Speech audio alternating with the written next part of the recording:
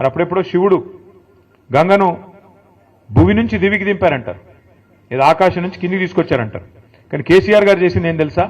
కింది నుంచి మీదికి తీసుకొచ్చి ఇవాళ 80 మీటర్ల నుంచి 618 మీటర్లకు తెచ్చితే దానివల్ల ఏం జరిగింది?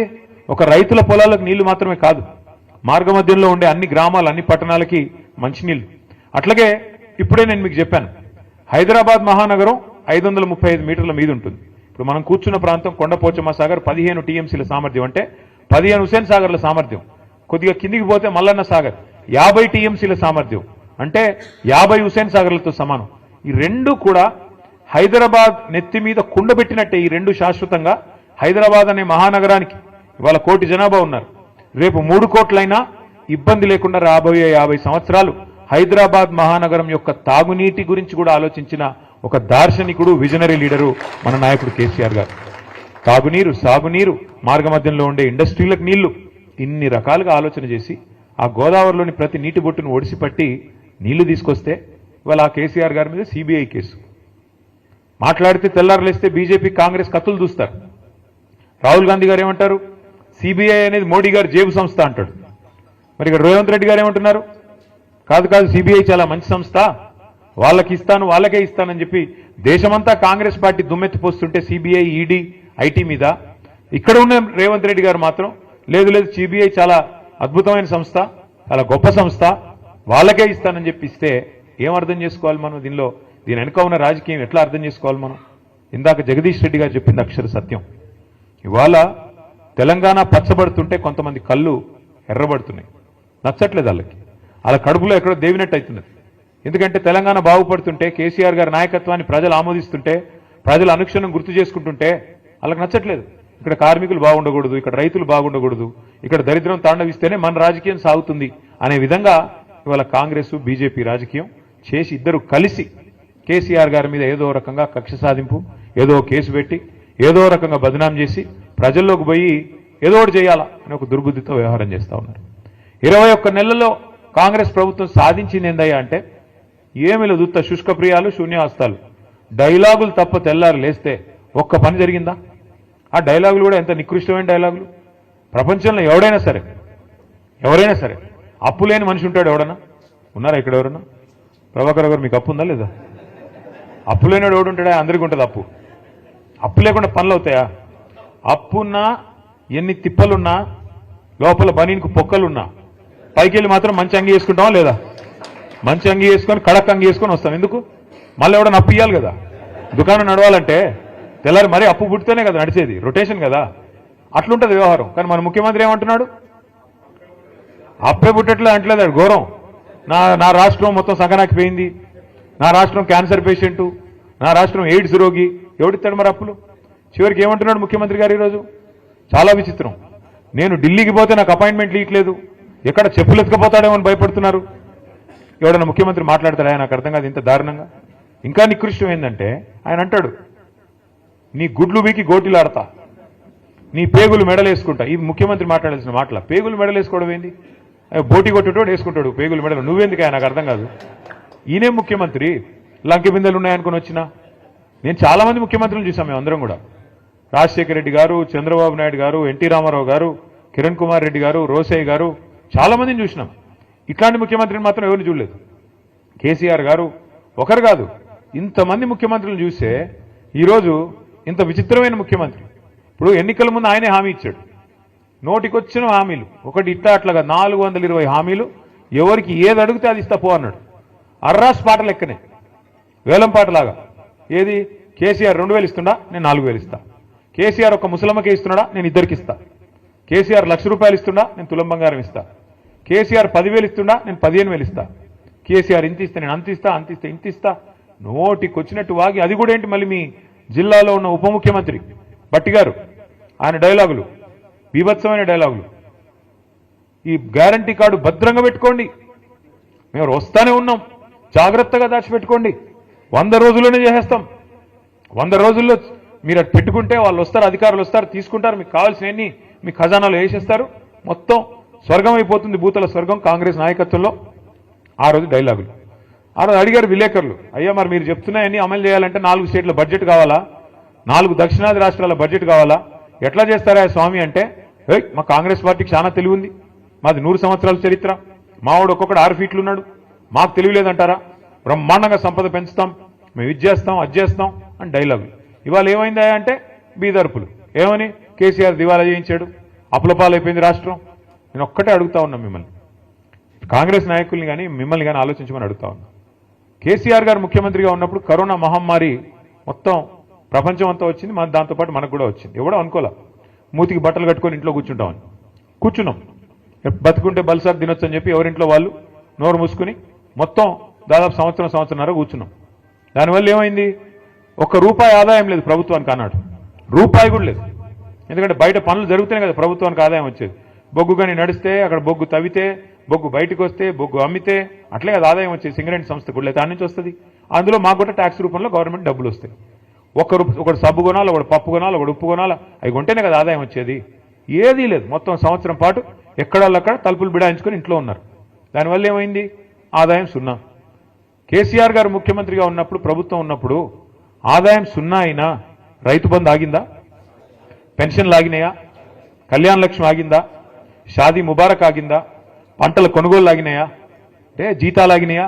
కొద్దిగా ఆలస్యంగా పడ్డాయేమో, ఆగలేదు కదా.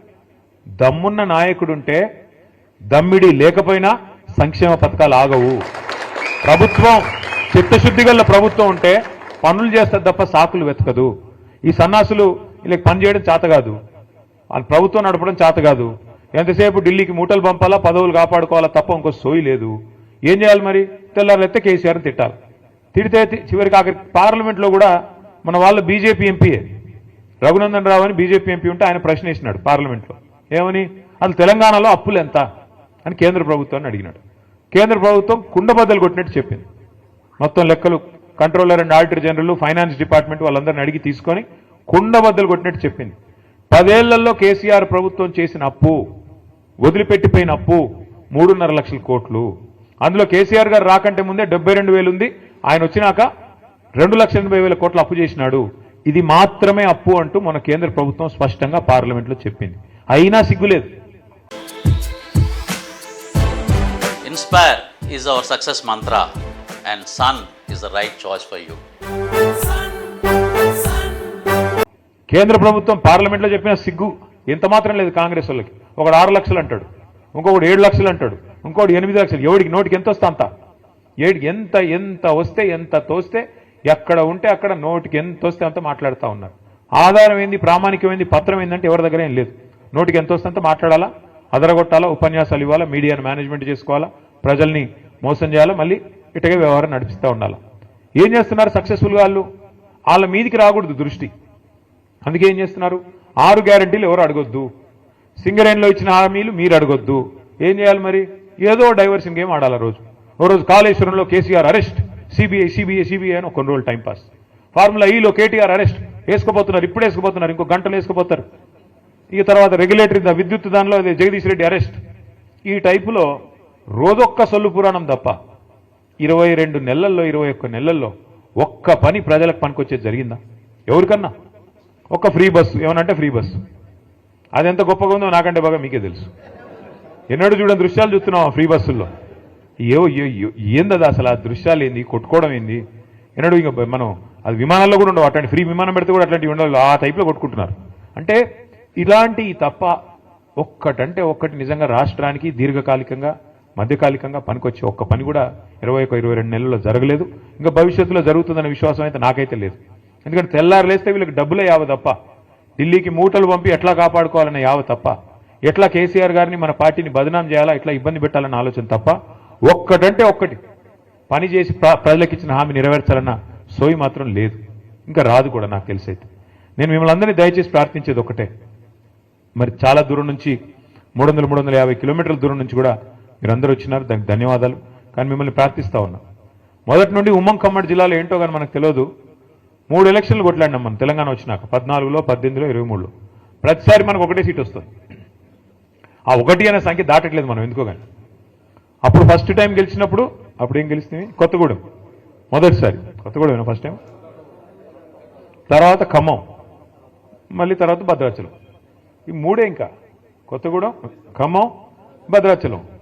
నా రిక్వెస్ట్ మీ అందరితో, అంటే అటు కాదు, కాదు ఒకటే సరిపోదు మరి. ఈసారి మనుగురు ఇస్తాం అంటున్నాడు ఆయన. ఒక మనుగురు సరిపోదు స్వామి. 10 సీట్లు ఉన్నాయి ఉమ్మడి ఖమ్మం జిల్లాలో. ఇంకా చెప్తాను ఇంకా డీలిమిటేషన్ అయితే కొన్ని పెరుగుతాయి కావచ్చు.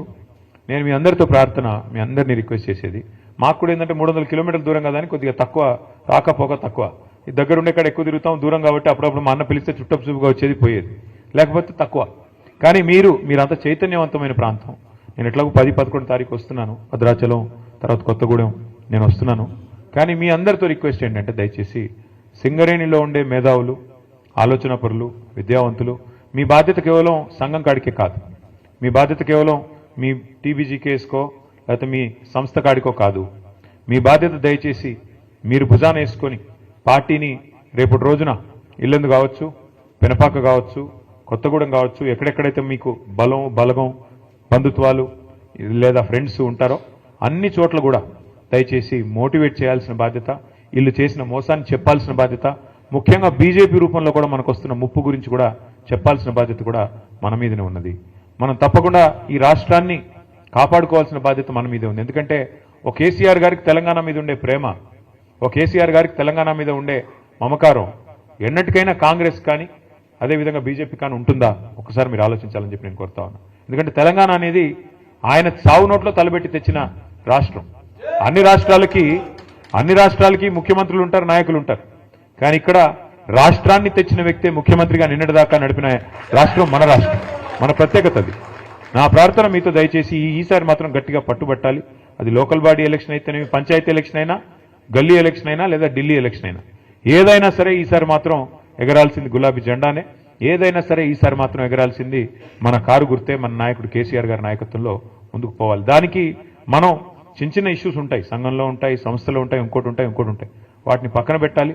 పొరపచ్చాలు లేకుండా మన నాయకుడు తిరిగి మళ్ళీ ముఖ్యమంత్రిగా తెలంగాణలో బాధ్యతలు చేపట్టాలనే లక్ష్యంతో తెలంగాణ ప్రజల కోసం, ఆయన కోసం కాదు, ఆయన ఆల్రెడీ 10 ఏళ్ళు చేశారు ముఖ్యమంత్రి, ఆయనకి ఏం కొత్త పదవి కాదు. కానీ ఈ రాష్ట్రం మళ్ళీ గాడిన పడాలి అంటే తప్పకుండా ప్రజలు గుర్తు చేసుకుంటున్నారు. ఈరోజు మీరు ఎవరినైనా చూడండి, మీరు చూస్తూ ఉంటారు కదా వీడియోలు, ఎక్కడ పోయినా గుర్తు చేసుకుంటున్నారు. ఎందుకు అంటే దానికి కూడా కారణం ఉంది. ఎప్పుడైనా పెద్దలు చెప్తారు, మన మధ్యన ఒక పెద్ద ఆయన ఉంటే ఆ వాల్యూ మనకు అర్థం కాదు, విలువ తెలవదు.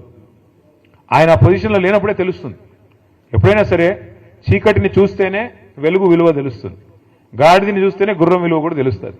ఇవాళ గాడిదలు ఎవరైతే ఉన్నారో, నేను చెప్పను ఏ గాడిద అంటే మళ్ళీ అదో కథ, వాళ్ళని చూసిన తర్వాత ఇవాళ కేసీఆర్ గారి విలువ ప్రస్ఫుటంగా తెలుస్తున్నది ప్రజలకి. అయ్యో ఎంత తప్పు జరిగింది, అయ్యో ఎంత తప్పు. రైతులైతే నేను చూస్తా ఉన్నా, కొంతమంది వీడియోలు చూస్తా ఉన్నాను నేను, తమ చెప్పు తీసుకొని తాము కొట్టుకుంటున్నారు. మేము తప్పు చేశాము, కాంగ్రెస్ కోటేసి మోసపోయాము, రుణమాఫీ అంటే మోసపోయాము, రైతు బంధు పెంచుతామంటే వీళ్ళు ఏది చేయరు, వీళ్ళ వల్ల కాదు, ఇంకా ఉన్నదే పొడగొడుతున్నారు వీళ్ళు అని చెప్పి బాధపడతా ఉన్నారు. మరి అట్లా ఉండే రైతులు కానీ, కార్మికులు కానీ, మహిళలు 1,67,00,000 మందికి మాటిచ్చినారు, మీకు నెలకు 2,500 ఇస్తామని. వీళ్ళు ఇస్తారా? తులం బంగారం అన్నారు. నేను చెప్పాను ముందే, బంగారం కాదు, వీళ్ళు ఇనుము కూడా ఇవ్వరు. ఇది ఇనుము ఏమైనా ఉంటే ఉల్టా ఎత్తుకపోయే బ్యాచ్ తప్ప ఇచ్చే బ్యాచ్ కాదు అది. అలీబాబా 45 దొంగల్లాగా వీళ్ళు మామూలు వాళ్ళు కాదు, ఇది దండుపాలెం బ్యాచ్. ఇది ఆ బ్యాచ్, వీళ్ళు బంగారం ఇచ్చే బ్యాచ్ అసలే కాదు. మహిళల్ని కూడా అట్లా బుట్టలు వేసుకున్నారు, వాళ్ళని కూడా మోసం చేశారు. కాబట్టి ఒక్కొక్కరిని మనం చైతన్యవంతులు చేసి ఒక్కొక్క వర్గాన్ని దగ్గర తీసుకొని జాగ్రత్తగా ఒక్కొక్కటిగా ఇంకా మనకు టైం ఉంది, మనకేం తొందర లేదు, మనకేం ఇప్పటికిప్పుడు ఉరుకులు పెట్టాల్సిన అవసరం లేదు, టైం ఉంది.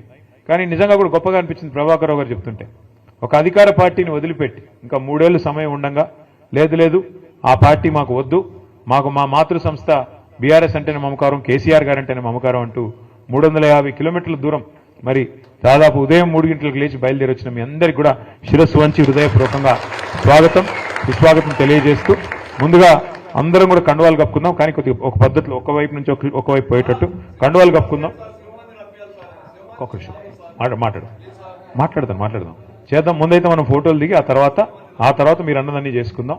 పేరున మళ్ళీ ఒకసారి మీ అందరికి నమస్కారం. జై తెలంగాణ, జై కేసీఆర్. ఒక పని చేద్దాం, ఒకవైపు నుంచి ఇటువైపు నుంచి రండి, ఇటువైపు నుంచి వెళ్దాం. Thank you.